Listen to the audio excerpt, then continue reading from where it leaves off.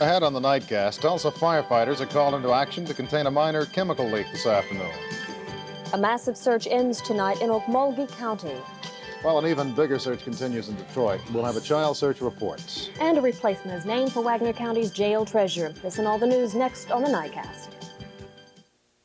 Every time You're watching KJRH TV 2, Tulsa. Live from KJRH in Tulsa, Sam Jones, Beth Ringle, Nightcast reporter Marty Griffin, meteorologist Gary Shore, and sports director Jerry Weber. This is News Center 2 Nightcast. Good evening, everyone. There's been another round of layoffs at a major Tulsa employer. City Service has laid off family. The Summers family asked us to thank all of those who helped with today's search, including the Oklahoma Highway Patrol, the Okmulgee and Tulsa County Sheriff's Department, and Tulsa Police, as well as numerous citizens who looked for Dustin. That's a happy ending, but when in a situation like this, do people determine that outside help is needed? Well, it's a big problem for a lot of sheriff's departments who are understaffed at this time, and the same situation has occurred in Okmulgee. They just don't have enough deputies, so they call outside agencies for help, and if they can help that given day, then they pitch in and help out. Happy ending. Sure is. Thank you very much. Well, the search continues tonight for a 13-year-old boy who was abducted in a suburb of Detroit on August 31st. Adding to the fears for the safe recovery of Sean Moore is the fact that this case bears a startling resemblance to a similar case in that area 1 year ago, and that boy was found dead. Information concerning Sean Moore, please call the National Children's Information Center at 1-800-843-5678. And we have a happy ending for you tonight for one of the missing children reports that Beth gave you last month. 2-year-old Michael Fitzgibbon of Maryland was reunited with his mother last night in Dallas. The 14-year-old babysitter who's accused of kidnapping the boy left him with a family and headed for Pittsburgh. That's where she turned herself in. She now faces charges of juvenile kidnapping and abduction. Some new faces are on their way into power in China tonight. But the faces leaving London top tonight's Nightcast Digest. The Thatcher government has again ordered another expulsion of Soviet diplomats, this in response to similar actions last week by the Soviet government. Today, the acting Soviet ambassador was summoned to the foreign ministry to receive word that 6 people believed to be KGB spies have been asked to leave the country. A new look is coming to mainland China's government. More than 140 senior Communist Party officials have stepped down. This paves the way now for a younger generation of party officials hoping to promote that country's open-door policies. Most of those retiring are Red Army veterans who fought alongside Mao Zedong against Chinese nationalists in 1949. President Reagan today played down reports that the nation's foreign debt trade grew to $32 billion for the second quarter of 1985. He all but dismissed the figure as an unimportant indicator of the nation's economy. At today's White House briefing, he disclosed that he had consulted with former President Nixon on the upcoming summit with Soviet leader Gorbachev. Workers in San Antonio, Texas are said to almost have an acid spill there under control. About 200,000 gallons of sulfuric acid spilled from some railroad cars that jumped the tracks on Saturday.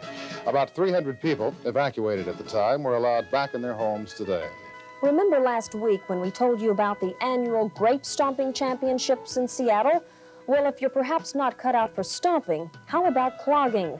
Those championships are going on this week in Knoxville, Tennessee, and all you need is a good sense of rhythm, some good mountain music, and a hearty pair of tap shoes. And that's the Nightcast Digest for Monday, September 16th, 1985. Now, you can do that.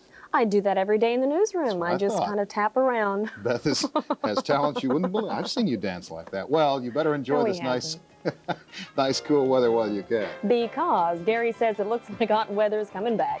His summertime forecast is next.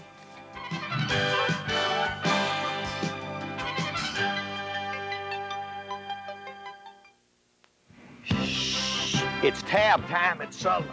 More hot air on the way for Oklahoma, it seems. Yes, a little throwback to summer, Sam. Oh, goody. Don't put away the swimsuit just yet. Right now in Tulsa, it's a pretty warm evening compared to the last few. We've got 75 degrees out there. The humidity stands at 64%. The barometer's 29.93, and it's been holding pretty steady through the evening, rising just a little bit over the last couple hours. And the wind's out of the south at 5 miles an hour. And taking a look at our almanac conditions today, the high temperature in Tulsa reached only 81. And that is... Thanks, Gary. Thank you. Coming up in sports, the AP college football poll is out and Auburn is on top. And it's the Monday after. Jerry Weber's up next with all the sports.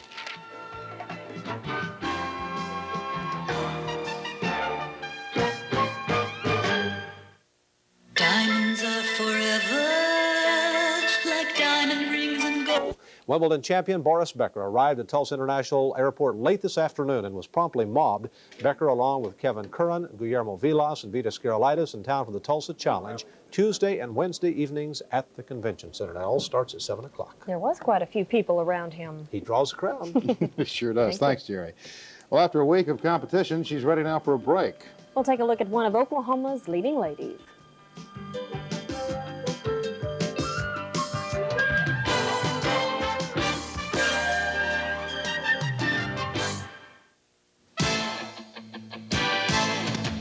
Get a piece of the power. Now, a September to... Oklahoma, Felicia Ferguson is back at home tonight after competing this past week in the Miss America pageant. She arrived here at Tulsa International Airport about 8 o'clock, where she was greeted by her pageant manager. He gave her lemonade because she said, as the saying goes, when you're given lemons, make lemonade. But Miss Ferguson was not at all disappointed with her performance this past week. She says winning the title just wasn't in the cards. I feel good about the week because I did. She is. And that's our edition of News Center 2 Nightcast for this Monday night. Thanks for joining us. Be sure to join Kim Graham, Jeff Lazalier, and Jerry Weber for Oklahoma Today. We'll all be back tomorrow night for News Center 2 at 5. We'll see you then. Have a good evening. Good night.